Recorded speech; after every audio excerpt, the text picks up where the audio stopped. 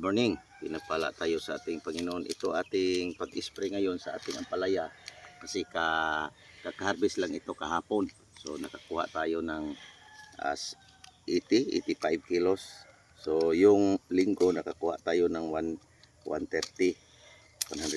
Ngayon, so mag-spray kami. Ito ang natibo galing sa kuan ito, Bayer, para sa fungicide.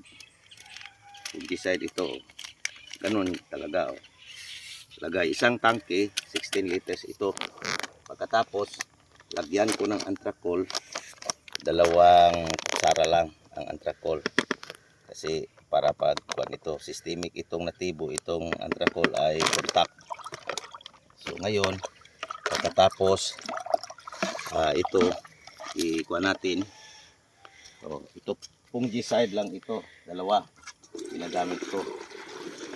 Yan, fungicide. Pagkatapos ngayon, ito ay lagyan natin ng foliar. Ito Sacred Calbosing liquid.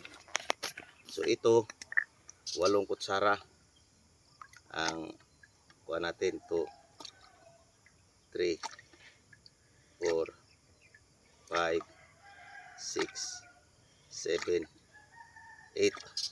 So ito 8. So itong aliya galing sa agwe. Aliya ito para sa foliar. Foliar ito, pampabulat, pampalaki sa bunga. Ito ay sa pesticide. Yung lumilipad, papatayin niya lahat.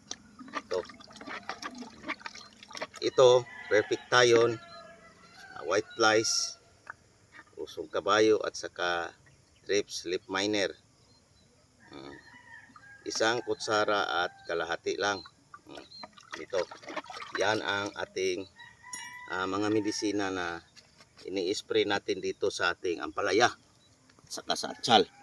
O, ito na guys. Pagkatapos dito ilagay. Yan. Okay na? Okay na. Okay na. Okay, Tatlo kami mag-spray ngayon. Ating mga farmer. Okay na. Bye-bye na.